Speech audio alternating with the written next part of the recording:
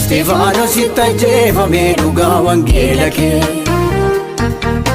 Isa Yohaannisitti qaalamee dhugaa wangeela kee. Lafa hin geenyeen si ga'anaaf kenna yaana kee.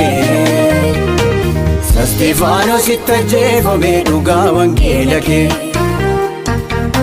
Isa Yohaannisitti qaalamee dhugaa wangeela kee. Lafa hin geenyeen si ga'anaaf kenna yaana kee. Nagaan gooftaa keenya Yesuus Kiristoos iddoo jirtan hundumaatti isiniif haa baay'atu. Maqaa Yesuus Kiristoosiin hundumti keessanii akkam jirtu? Sagalee Waaqayyoo yeroo itti wal wajjin dhageenyudha. Torban darbee Waaqayyo nu gargaaree waa'ee nagaa dubbii Waaqayyoo keessaa wal wajjin dhageenyee amma ta'e isinitti dubbadheen ture. Har'a immoo sagalee Waaqayyoo keessaa waa'ee kadhataa yeroo itti walitti dubbannudha. Sagalee Waaqayyoo keessaan iddoo tokko dubbisaa gara warra Tasalonqeetti ergame boqonnaa 5 lakkoofsa 17 isa duraa jechuudha. Isa jalqabaa Tasalonqee boqonnaa 5 lakkoofsa 17 akkas jedha. Kadhata keessanittuma fufaa malee hin dhiisinaa jedha. Kadhata keessanittuma fufaa malee hin dhiisinaa jedha. Waa'ee kadhataati. Waaqayyoon kadhanneetu sagalee kana wajjin ilaala walitti dubbanna. Abbaa gooftaa keenyaa Yesuus Kiristoos Waaqa jaalalaa si galateeffannaa yeroo kanaaf iddoo kanaa waan nu geesseef maqaan kee haa eebbifamu. Araara kee nutti argisiisi, iddoo jirru hundumaatti ayyaana kee nu baay'isi, hamaa hundumaa nurraa rukutii, dubbii kee yaada garaa keenyaatti dubbadhu. Qilleensaaf lafa nu buufannee jirru kanaaf hafuura keetiin qabi maqaa Yesuus Kiristoosiin ameen. Waaqayyo gooftaa maccaatiin eegamnee yeroo kana geenyeerra. Yeroo kana immoo sagalee Waaqayyootiif laannaa. Waa'ee kadhataati. Kadhata keessanittuma fufaa malee hin dhiisinaa isa jedhu kana Phaawulos warra Tasalonqeetiif ergaa kana barreessa. Asumarraa gaafa laallu jarri kun kadhatatti jiru, kadhataa turan. Gara fuulduraatti immoo kadhannaa isaanii kana akka hin laaffifnee jabeessanii akka itti fufan namni Waaqayyoo kun gara dhumaatti ergaa baay'ee isaanii barreessee gara dhumaatti isa kanaan isaan gorseetu dubbii kana dhaabaa jira. Jabeessaatii itti fufaa jedha. Kadhannaa keessan addaan hin kutinaa jedha. Akka nuyi kadhannu macaafa qulqulluutu nutti hima. Kakuu haaraa keessattis kakuu moofaa keessattis Waaqayyoo piriinsiipiliin Waaqayyoo waa'ee isa gaafannee akka fudhannu isatti dubbannee inni immoo akka nu kennu Yesuus Kiristoos irraas kana baranna. Kakuu moofaa keessattis abboonni keenya raajoonni darban Waaqayyoon kadhataa turanii Waaqayyoo waan isaan barbaadan isaaniif kennaa ture. Kanaaf kadhadhaa kan jedhu ergama Waaqayyoo nus namoota kaleessan gaddaattis kenneedha. Kadhannaadhaan waan nu rakkise bira dabarraa, kadhannaadhaan lola mo'annaa, kadhannaadhaan waan nu ari'atu jalaa baanaa. Kanaaf sagaleen Waaqayyoo kadhadhaa jedha. Macaafa kakuu moofaa keessatti Ermiyaas 33 lakkoofsa 3 irratti na kadhadhuu ansiif nan dhaga'a, wanta guddaati qortee bira ga'uu hin dandeenye sitti nan argisiisaa jedhe Waaqayyo Ermiyaasiin. Eeyyee Waaqayyo arras akka nu kadhannu barbaada. Garuu bara keenya keessatti jilbi kadhataa akka baroota darbanii miti. Baroota darban waggootuma muraasa dura utuu yeroon hin geeddaramin utuu teekinooloojiin hin dhufin namni kadhannaadhaaf baay'ee of kenna. Ammatti garuu sababii kadhannaan dadhabinni kadhannaa jiruu fi tajaajilli jiru dadhabaadha. Sababii kadhannaan humna hin qabneef faarfannaa dadhabaa jira. Sababii kadhannaan humna hin qabneef lallaba dadhabaa, raajummaa dadhabaatu jira. Kadhannaan silaa humna tajaajilaati. Namni tajaajila isaatti kadhannaadhaanidha kan inni ijatti ba'u, kan inni humna itti godhatu, kan inni ittiin darbu kadhannaadhaan. Kadhannaan jireenya amantootaa keessatti murteessaadha. Yesuus Kiristoos Waaqa ta'eetu jiru biyya lafaarra yeroo ture hin kadhate. Ofiis hin kadhatee bartoota isaas kadhannaa barsiise. Akkas jedhaa kadhadhaa jedhee kadhata yaa abbaa keenyaa kan bartootaaf dhiisee darbe Yesuus Kiristoosidha. Gaara Getesemaanii irratti rakkina sanatti yookaan fannootti dabarfamee kennamuutti gaafa adeeme ofii isaas hin kadhate, bartoonni isaas akka isa kadhatan isaaniif dhaame. Kanaafi kadhannaan immoo jireenya keenya keessatti murteessaa akka inni ta'e, lafa namni darbuu hin dandeenye humna kadhataatiin akka dabarru, ari'annaa jalaa akka baanu, waan qabachuu dadhabne humna kadhataatiin akka qabannu sagaleen Waaqayyoo nutti hima. Egaa bara kana namni kadhannaadhaaf yeroo hin qabu yookaan immoo amma akka waan namoota kan biraa bakka buusanii kadhachiifatanitti yeroo namoonni yaadan jira. Ofii kadhachuurraa namoonni nuuf kadhatan, raajonni nuuf kadhatan yookaan immoo ergamoonni adda addaa nuuf kadhatan yeroo namoonni jedhanii kana itti dhiisan jira ofii isaaniitiin. Waaqayyo garuu kan inni barbaadu ofiidhuma keenyaa jireenya kadhataa akka qabaannu barbaada Waaqayyo. Ejentiin nuun keenye macaafa qulqulluun keenyaa hunduma keenyaan kadhadhaa isiniif kennamaa nuun jedheera. Iddoo yaadni keenya ga'uu hin dandeenye hafuura qulqulluutu geenuu kadhataa. Garuu nuyi namoota kadhataati. Kadhannaadhaan waan baay'ee geeddarra. Kadhannaadhaan gaara namni ba'uu hin dandeenye ta'uu hin dandeenya. Kanaaf jilbi kadhannaa keenya akka inni haareeffamu jabaannee akka kadhannu sagaleen Waaqayyoo nutti hima. Maatiyos 7:7 irratti kadhadhaa isiniif hin kennama, barbaadan argattu, balbala rukutaa isiniif hin banama jedhe Yesuus Kiristoos. Ofiisaatii kana bartoota isaatiin akkas jedhe. Amma namoonni keenya bara keenya keessa kan jiru namoonni waan barbaadan argachuu hin fedhu. Balbala isaanitti cufame akka isaaniif banamu hin barbaadu, garuu humna kadhataan qaban. Pirinsipiliin Yesuus Kiristoos garuu kadhadhaa, barbaadaa, balbala rukutaa kan jedhudha. Kadhannaadhaan jalqaba. Erga kadhatanii booddee barbaadu, isa booddee argatu. Erga kadhatanii booddee balbaloota rukutu, isa booddee balballi namaa banama. Amma fedhii duwwaadhaan wanti ta'u hin jiru. Hawwii duwwaadhaan wanti ta'u hin jiru. Jireenya kiristaanummaatti milkaa'uudhaaf, fiixee Waaqayyo namaaf akeeke bira ga'uudhaaf namni kadhata qabaachuun barbaachisaadha. Humna kadhataa qabaachuun barbaachisaadha. Yeroo yerootti kadhannaan namootaa hin lolama. Yesuus Kiristoos gaara Geetesemaanii nama jedhe irratti ofiisaatii kadhachuuf gaafa deeme bartoota isaatiin na wajjin dammaqaa, na wajjin kadhadhaa, kadhadhaa na wajjin taa'aa yaadaan jedheetu achi isaan irraa siqeetu kadhachuu dhaqe Yesuus. Gaafa inni kadhachuu dhaqu ofiisaatii kadhatee fuula Waaqayyootti dhiyaatee waa'ee karaa fuula isaa dura, waa'ee dabarfamee kennamuusaa, waa'ee fannoo fuula isaa dura jiru kadhateetu achi as deebi'e. Gaafa inni dhufu bartoonni dadhabaniiru. Gaafa inni dhufu bartoonni irribni itti ulfaatee iji isaanii kun irriba ulfaataadhaan liqinfamee jira. Hin dhufeetu yeroo isaan argu akkasittiin jedhe dammaqaati kadhadhaa jedheen. Sa'aatiinuma tokkoof illee naa wajjin dammaquu hin dandeenye isin jedhe. Isaanitti dheekkame. Ammas naa wajjin dammaqaa kadhadhaa jedhe. Yeroo 3 dhaqee kadhate. Yeroo 3 bartoonni garuu humni isaanii nyaatamaadha. Jilbi isaanii nyaatamaadha. Dadhabbiin liqinfamaniiru. Irribaan liqinfamaniiru. Hin dandeenye isaan. Yesuus Kiristoos dhufeetu hafuurri dhimmaadha. Foonni garuu dadhabaadha. Anaa wajjin dammaqaadha Yesuus. Dubbii guddaadha kun. Hafuurri dhimmaadha. Foonni dadhabaadha. Akka nuyi kadhannu kan barbaadu hafuura. Akka nuyi Waaqayyo wajjin dubbannu, akka nuyi Waaqayyotti dhiyaannu, akka nuyi Waaqayyo irraa sooramnu kan barbaadu hafuura. Foonni akka nuyi kadhannu hin barbaadu. Yeroon qabdu jedha. Dadhabdeetta jedha. Boqodhu jedha. Rafi jedha.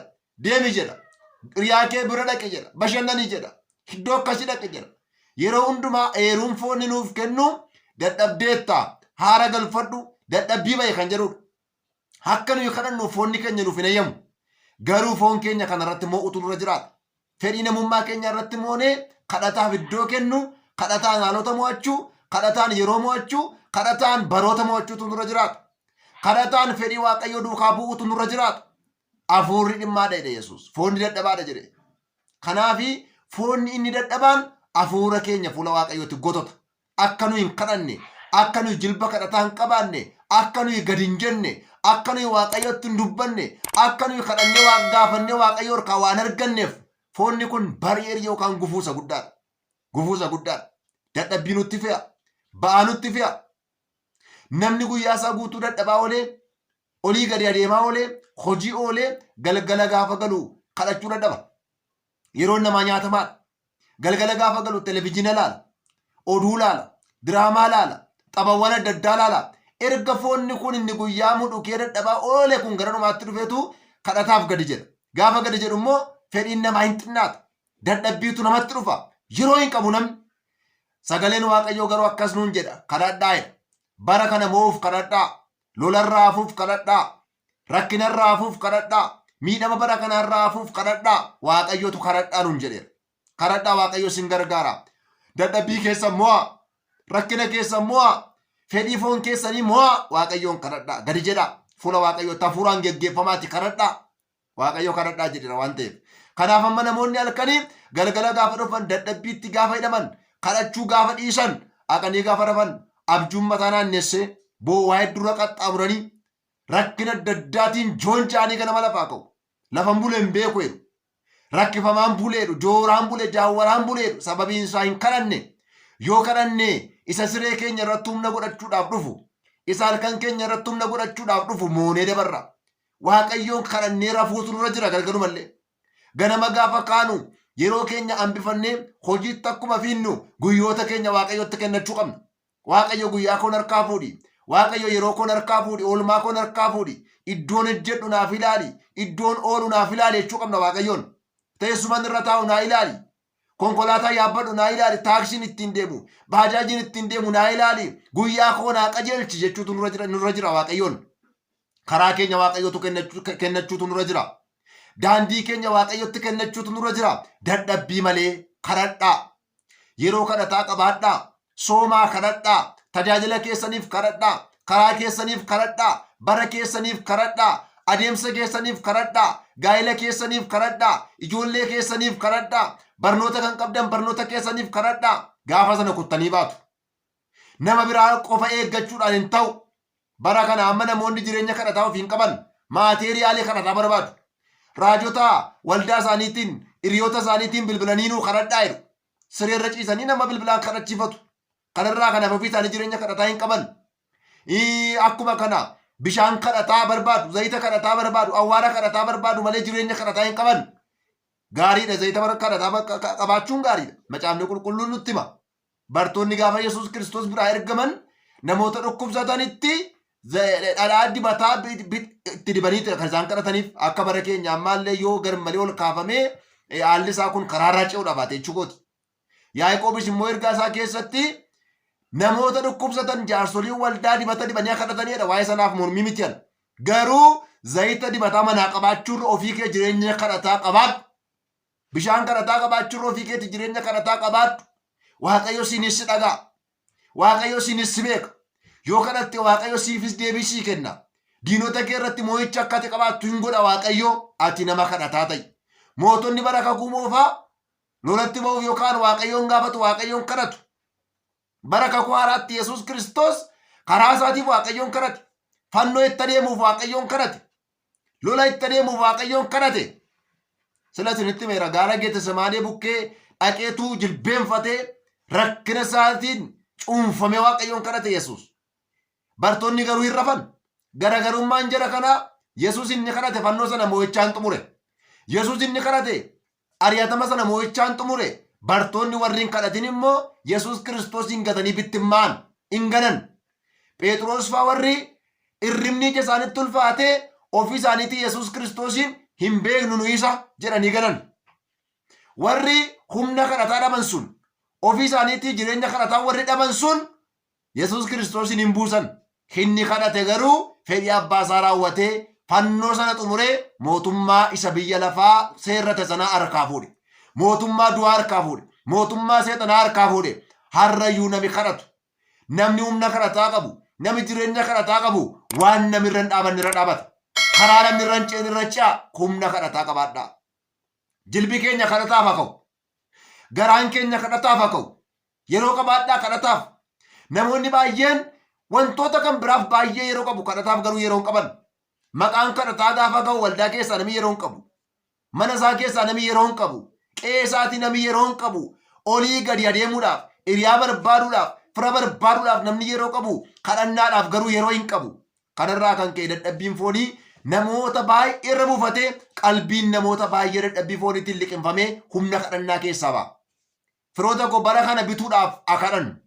Yeroo bara kana harkaan qabachuudhaaf akadhannu. Barri kun bara hamaadha. Bara inni hamaan sun hiddoo aarsaa waaqayyoo qabachuudhaaf achi as maggalaa jiru. Bara kana keessa haa kadhannu. Kadhannaan moo'icha nuu kenna. Kadhannaan jireenya keenya ijaara. Kadhannaan hafuura keenya ijaara. Kadhannaan foon keenya ijaara. Waaqayyoon jabaannee haa kadhannu.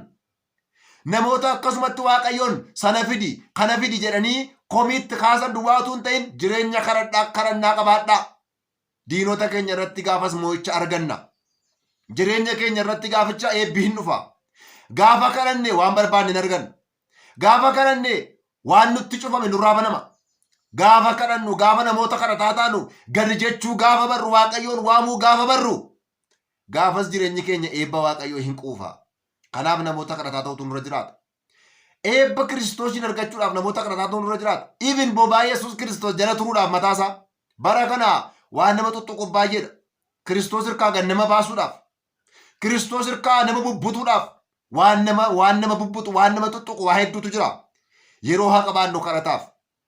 Namoota baay'ee erga isaan jireenya argatanii, erga isaan mana ijaarratanii, erga isaan gaa'ela godhatanii kadhannaan harkaa bada. Kadhannaadhaan tajaajila jalqabanii achi siqanii kadhannaan harkaa bada. Namoonni baay'een rakkatanii kadhatanii mana mootummaa galanii istaatasii gurguddaa argatanii erga achi galanii garuu yeroo kadhataa dhabu. Isinittan hima Daani'eel ofii isaatii nama guddaadha. Pozishinii guddaa qaba bara mootichaa mooticha Nebukadnezar keessa nama istaatasii guddaa qabu garuu guyyaatti yeroo 3 gadi jedhee waaqayyoon kadhatana macaafni qulqulluun jilbeenfatee kara isaa mana isaa isa gara balbala Yerusaalemitti banamutti galeetu guyyaatti yeroo 3 jilbeenfatee waaqayyoon kadhatedha. Poozishinii guddaa qaba nama guddaadha. Biiziidha. Biizummaan isaa garuu akka inni waaqayyoof yeroo dhabuu isan goone. Ermiyaas keessatti Ermiyaas 33 ansila isinitti hime keessatti Ermiyaas mana hidhaa keessa jira. Mana hidhaa keessatu jiru waaqayyo gara isaa dhaqeetu na kadhadhu ittiin jedhe. Ani siif nan dhaga'a. Wanta guddaatti qortee bira ga'uu hin dandeenye sitti nan himaa jedhe waaqayyo. Saayintistoonni qoranii bira hin geenye. Isa beektonni baay'een keessi isaa hin beekne waaqayyo nama kadhataatti mul'isa. Nama kadhataatti mul'isa. Kanaaf manni hidhaan isa hin daangessine Ermiyaas achumatti akka kadhatu waaqayyo assaayimentii itti kenne, hojii mana itti kenne. Phaawulos fa'aa Silaas fa'aa hojii ergamoota boqonnaa 10 lakkoofsa 25 kaaftanii gaafa laaltan hidhamanii faarfatanii jenne duwwaa dhiisna nuyi. Hidhamanii hidhaa keessa utuu jiranii sansalataan hidhamanii yookaan finyoo sibiilaatiin hidhamanii eegdota gidduu ciisanii utubaa gidduutti hidhamanii achuma ciisanii kadhatanii faarfataniidha. Kadhatanii faarfatan jedha macaafi. Hin kadhatan hin faarfatan. Halkanidha yeroonsa eegduu gidduu jiru akkaataan isaa nama mijataan fakkaatu mana hidhaati. Funyoo sibiilaatiin hidhamanii jiru. Achuma ciisanii garuu waaqayyoon kadhatu waaqayyo wajjin haasa'u. Waaqayyo isaan kadhatan sun gara isaanii dhaqe. Hundeen mana hidhaa hin raafame jedha. Hidhaan namoota hidhamanii hin hiikame jedha. Manicha keessatti hojii waaqayyootu mul'ate. Warri kadhatan ofiifis warra kaaniifis furmaata. Biyyaaf kadhadhaa. Maatiif kadhadhaa. Lafa keessaniif qe'ee keessaniif kadhadhaa. Gabaa keessaniif kadhadhaa. Biyya keessaniif kadhadhaa. Amma odeessinu amma haasofnu akarannu waaqayyoon. Waaqayyo warra kadhatan hidhaatti isaan hiika. Waaqayyoof galanni haa ta'u. Kanaaf yeroo dheeraan fudhadhu. Yeroon kun yeroo kadhachuun nurra jiru. Yeroo nuyi jilba jabaataa qabaachuun nurra jiru akka ta'e waaqayyo nutti meera. Torban immoo yaa waaqayyo gooftaan nu gargaare ammas itti fufnee waa'ee kadhata kanaa toora kadhata kanaa attamitti akka kadhannu maalirraa kaanee garamitti akka adeemnu waliin ilaallaa. Ayyaanni waaqayyo isinii wajjin haa ta'u.